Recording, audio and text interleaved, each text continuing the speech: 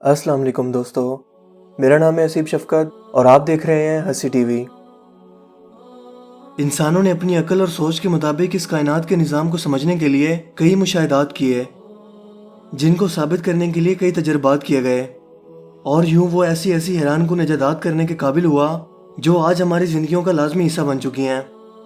ایسی ایجادات جن کا وجود بظاہر ناممکن نظر آتا تھا۔ سائنس میں اس وقت تک کسی بھی بات کو سچ نہیں مانا جاتا جب تک اسے تجربات کے ذریعے ثابت نہ کر دیا جائے۔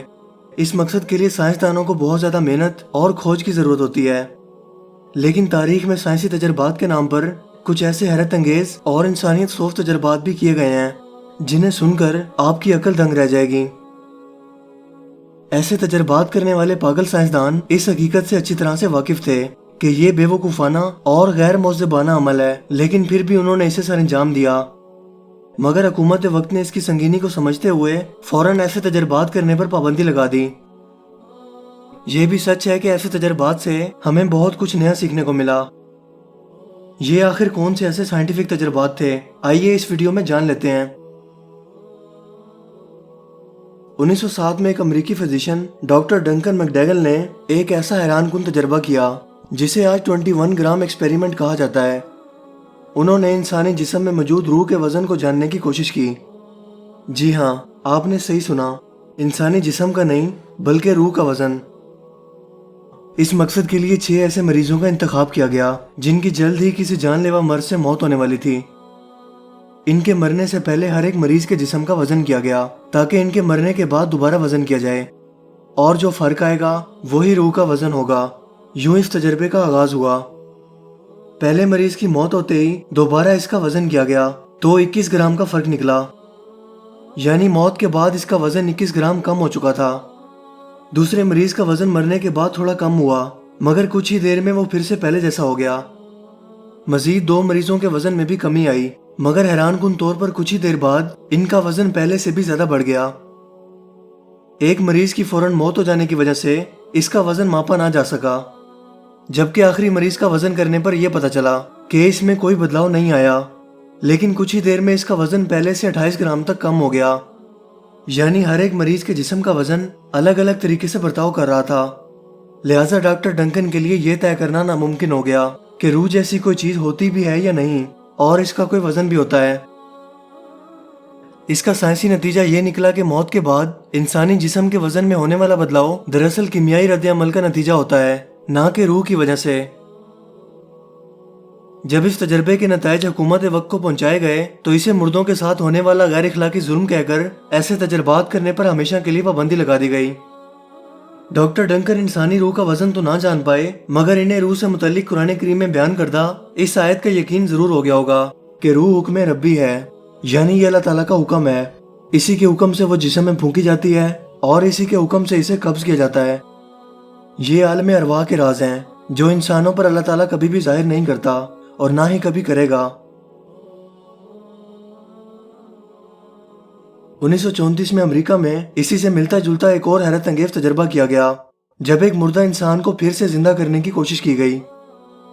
ڈاکٹر رابرٹ ای کارنش نام کے شخص کا یہ ماننا تھا کہ ہمارے ہاں چونکہ زیادہ تر اموات ہارٹ اٹیک کی وجہ سے ہوتی ہیں اور اس دوران جسم میں خون کی گردش بند ہو جاتی ہے، لیکن اگر کسی طرح سے اس خون کی گردش کو پھر سے چلا دیا جائے تو ہم کسی بھی مردہ انسان کو پھر سے زندہ کر سکتے ہیں، جو بظاہر میڈیکلی طور پر عقلی دلیل معلوم ہوتی ہے۔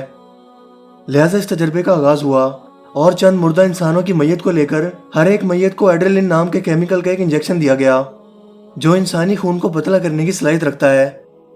ان مردہ شخص کو ایک سیسا کی طرح دکھنے والے ایک بڑے سے بیڈ پر لٹا کر ایک جھولے کی طرح اوپر نیچے کرنے کی کوشش کی گئی تاکہ خون کی گردش کو پھر سے چلایا جا سکے، مگر کوئی بھی میت زندہ نہ ہو سکی، اور ہوتی بھی کیوں بھلا، کیونکہ زندگی اور موت اللہ تعالیٰ کے اختیارات ہیں نہ کہ انسان کے۔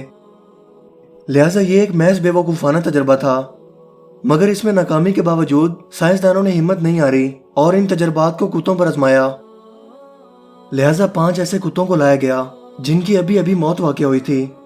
حیرت انگیز طور پر 2 کتے اس تجربے سے زندہ ہو گئے، مگر 3 مردہ ہی رہے۔ دوبارہ زندہ ہونے والے کتے کچھ ہی عرصے بعد ایک جان لیوا بیماری سے مر گئے۔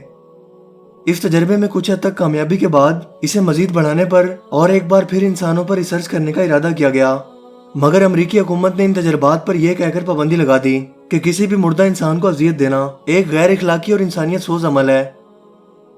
लेकिन इंसानी फितरत इसे मजबूर करती रही कि वो मजीद इसके बारे में कुछ और जाने। लिहाजा 1940 में इस बार रशिया में एक मुर्दा कुत्ते के सिर्फ सर को जिंदा रखने की कोशिश की गई।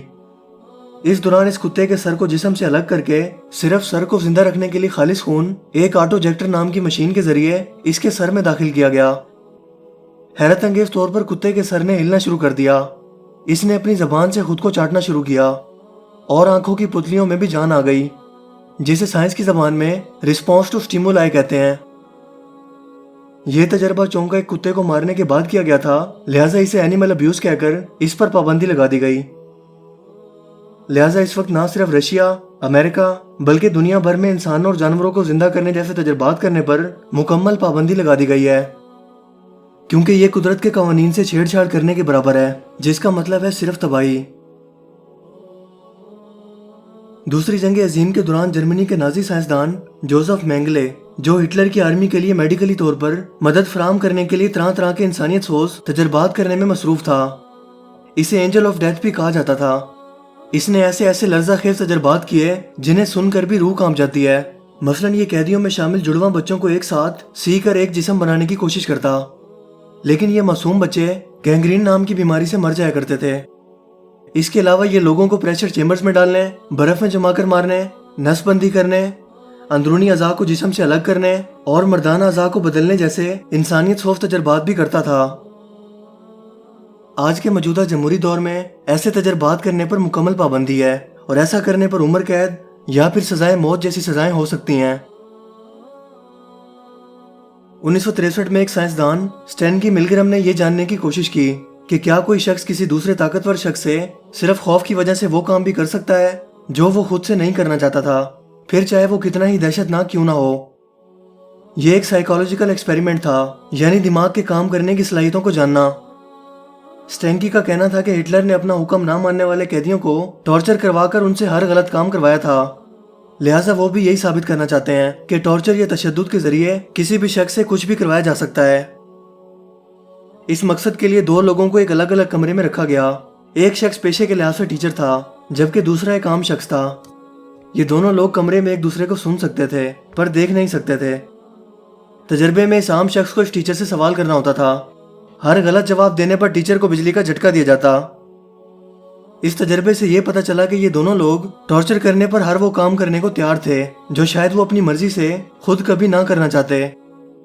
यानी वाकई दिमागी तशद्दुद का असर हर इंसान पर होता है। यह तजर्बा चौंका तशद्दुद से भरपूर था, लिहाजा इस पर एहतजाज किया गया और यूं ऐसे तजर्बात को बैन कर दिया गया।